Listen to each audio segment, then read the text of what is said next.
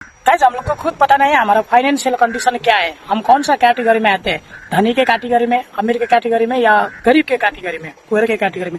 चलिए साथ में देखते हैं और आप ही पता लगाइए आपका कैटेगरी कौन सा है। ठीक है, चलिए देखते हैं। गारंटी देता हूँ 99% लोगों को ये नहीं पता होगा कि वो इनमें से किस कैटेगरी में आते हैं। देखो सिंपल है, इंडिया में अगर आपकी नेटवर्थ 50 करोड़ से ज्यादा है तो आप एक अल्ट्रा रिच पर्सन हो, 10 करोड़ से ज्यादा है तो आप एक HNI हो यानी हाई नेटवर्क इंडिविजुअल, 5 करोड़ है तो आप एक रिच कैटेगरी में आते हो।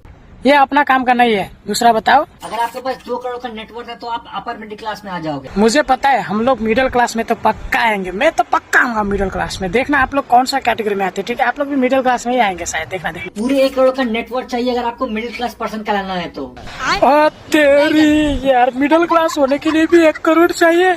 साला 1 करोड़ तो हम सपने में भी नहीं देखे कैसा होता है। नेटवर्क 1 करोड़ से भी कम है, जैसे 50 लाख, तो आप एक लोअर मिडिल क्लास कहलाओगे। 50 लाख?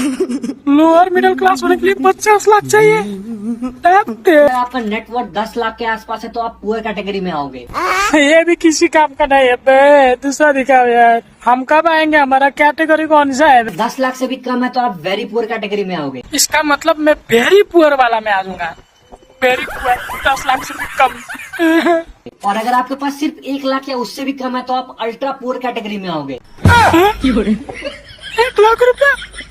यार मेरे को पता चला मैं भिखारी हूँ, मैं भिखारी हूँ। 1 लाख क्या, 10,000 भी नहीं है मेरे पास। भिखारी कैटेगरी बना देता। कितने लोग भिखारी है कमेंट कीजिए। मैं तो यहाँ पे कोई भी लिस्ट में नहीं आता, भिखारी हूँ मैं।